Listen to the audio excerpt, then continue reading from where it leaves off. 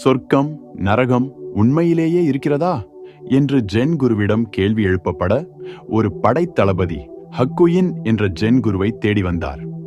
குருவே, சொர்க்கம், நரகம் என்பதெல்லாம் உண்மையிலேயே இருக்கிறதா என்று வினவினார். தளபதி என்கிறாய்? உன்னை பார்த்தால் இறைச்சி வெட்டுபவன் போல் அல்லவா இருக்கிறாய் என்று ஹக்குயின் வாய்விட்டு சிரித்தார்.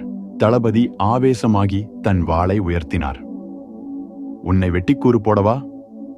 நரகத்தின் கதவுகள் திறந்துவிட்டன என்றார் ஹக்குயின். தளபதி உடனே சினம் தணிந்தார். பணிந்து மன்னிப்பு கேட்டார். சொர்க்கத்தின் நுழைவாயில் தெரிகிறது என்றார் ஹக்குயின். உங்கள் மனதில் எது நிரம்பி இருக்கிறதோ அதுதான் உங்கள் சொர்க்கத்தையும் நரகத்தையும் நிர்மாணிக்கிறது. கோபம், பொறாமை, எரிச்சல், பதற்றம், ஆத்திரம், சந்தேகம், பயம் இவற்றால் ஆளப்படும் போது நீங்கள் நரகத்தில் இருக்கிறீர்கள்.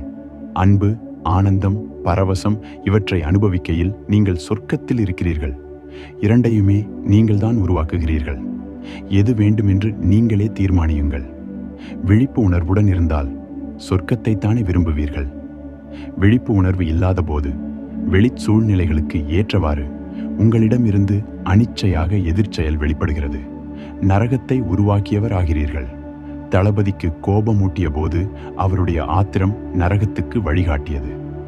தன் நிலை உணர்ந்து மன்னிப்பு கேட்டபோது சொர்க்கம் திறக்கப்பட்டது.